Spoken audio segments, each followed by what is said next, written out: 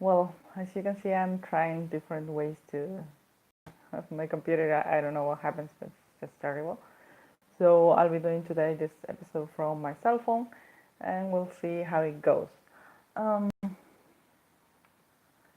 so, is you're not your job description, and that occurred to me because I've seen so many people at work. I mean, my source of inspiration, I said, are people I give workshops to and friends and everybody who I'm in contact to. And even myself sometimes when I reflect on the things I do and I think that that's a good way to get your source of inspiration and to be able to understand how other people works, their mind works, about the behaviors, and especially if you're a coach, you need to be aware of your own behavior and other people's behavior. So in this case, I was thinking about one specific workshop I a few days ago, and I like to start with connection to people when I give the workshops because I think connection is very important, and it's also important to know that I am not the one. Of course, I'm the one facilitating, but I'm not the one that is going there to give them the solutions to everything. But actually, it's a place and an open space to talk, to have good conversations, to analyze things, to evaluate, to understand what we are doing. I mean, them as a team, and also I try to help them with questions and those kind of things. And we'll work it out on how. I'll try to do my best to explain in a different way and that kind of thing. But the important thing here is you start with connection with your audience, in this case, actually the co-creators of the workshop. So one of the exercises I sometimes do when I start is, for example, just themselves in 3 words. So it doesn't get so we don't get or we don't have so many time to present themselves and to introduce themselves and say the area where they are working and their hobby, for example. And what I've noticed in many of these workshops, of course I don't do this all the time. I do it. I go to workshops, but the times I've done this, I have found that people can connect between each other and can interact better if they know what they do after they finish. Who loves watching TV or watching movies, and there are some others who they consider that to be their hobby, of course, about themselves, about the team, the people they are working every day with. And I found that quite interesting. Also, I think that I was a connector between them, to know that they are related in something else beside their job or their job description. And that's what I'm not to share with you about this. And another thing I've noticed about it is that specifically more going into the job description thing. So people are not just the boss, or they are not just the I don't know, the analyst, the tester, or the developer, or the producer, or the artist. They are people. They have a life afterward when they leave the office, and that is also interesting to know, because sometimes we think, oh, I come to the office and I just do my job and then I leave. And it's good to know that these partners or these colleagues also have something in common besides the office. Of course, you don't necessarily have to like or in a deeper way with your colleagues, but sometimes relate outside of the office. So that's a good approach. But sometimes we tend to classify people and say, okay, another person in your office. And you can actually sometimes suggest to do, but that's another topic, I would say. And I think that it's a good start to know that the people are just not their job description. Even yourself, you're a developer, just a developer. Yes, maybe you like it so much, programming, for example, and that's all right, of course, but you are also a person and you have your own likes, your own dislikes that you prefer instead of others. And I think that mentioning this in a team also enables the conversation between you and the people you work with. If your job description in the sense that you are only supposed to do to improve, you can also maybe you like to learn about other things, to learn about how your colleagues are working in a different area.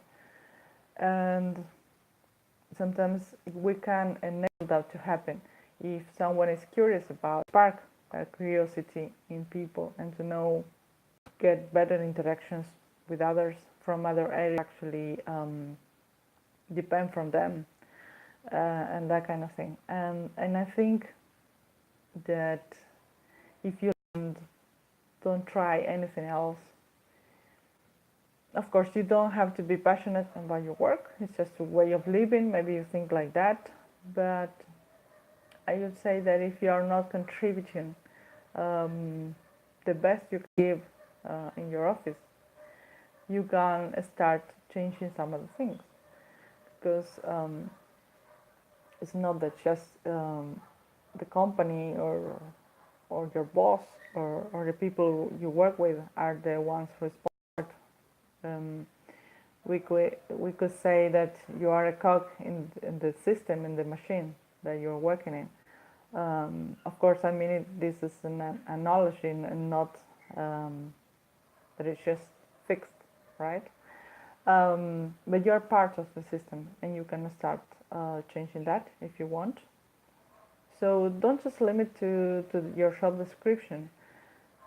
Try something else if you want to change. Try new things out, and you are part of the culture. And every individual in the organization you work with or you are in is very important.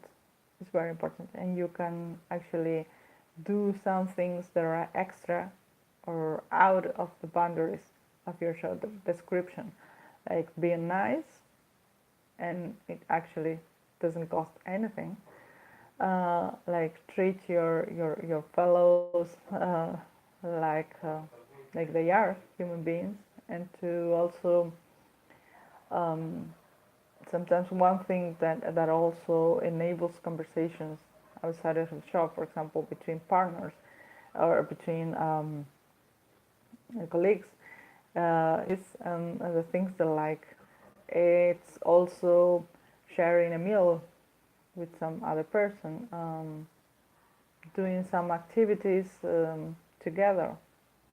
Of course, I know I was saying also that you don't have to, but you can actually start doing that, and you can actually start to be a better person yourself. You will find out, and I'm not saying you're a bad person, of course, but you can start building a better environment instead of complaining sometimes, and instead of saying this won't work or this isn't working at all, or I could actually see that when people get together and start doing so little things for each other, the environment starts to be very enjoyable. And for example, just smiling, just talking nicely to people, sharing meals. One thing we used to love in a company I work with was instead of having meetings one with another, we just talk to each other and say, hey, let's grab a cup of tea. You were present with the people and you were just talking with them and getting to know them. I understand that there are some personalities that don't like at all this social relationships, and that's also it's also nice to know that your partner, your colleague, doesn't care about that. So when you have the opportunity to talk, be ready to understand their likings. Of course, getting off topic a bit, but I actually think that sometimes we are so attached to what we are supposed to do. If you are an engineer, you must say, I'm an engineer, I do this and this and this, but I won't do ever that or other things. And that can actually be good in times when you have to focus. You have to focus on certain results, maybe flexible too. And most of the things I'm talking to you here is because I have experienced them, this and this, and don't bother me about other things. But I found that with time, that you can actually get better results, and also sometimes even feel more happy at work when you do things that you are not supposed to do, but you just do them because you want to. And you also get smiles from the people you are helping to. So, well, other thing I want to say about job descriptions and accountability, you may be a little afraid of trying new things or doing new things because maybe you don't want to be accountable for the results, or maybe you prefer not to be responsible for some things. And if and I understand that, because if the culture is not I'm not exactly sure, but the term is used the most is psychological safety, and we could talk about that later. But if you actually don't have the support of the culture of your company, or you don't have the support of your boss or your colleagues, sometimes it's risky to take this accountability for the results if you are not going to be supported, or you are not going to be understood by others. But you can also work on that, of course. Or maybe, as I always say, you have the opportunity to change to another company. You are not a tree. You can walk out of the room and the company, of course.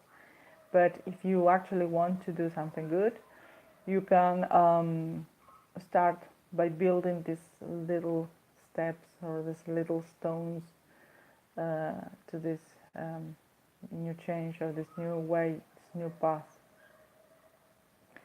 And sometimes maybe the culture. I had a friend who she always told us about how she could change somehow, or she could relate in a good way to her co-workers, because she was just a receptionist. So just to prove that you don't have to be the boss or the director or the manager or the top manager, to be able to change things in your work.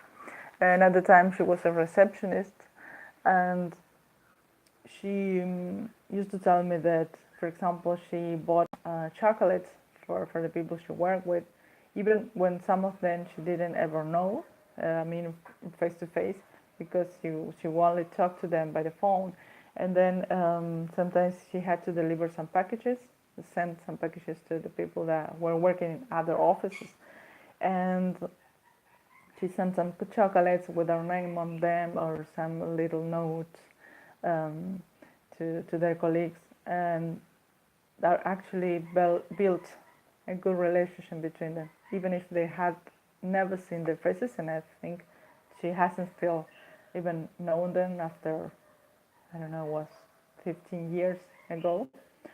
And she was so happy about being able to give them smiling on their face, and also because she could listen and hear to the voices where they were talking, and I wouldn't say they were friends, but they were actually good coworkers, and she could trust them when she had to do something or some difficult task she had to give them, and they would respond because they somehow were connected.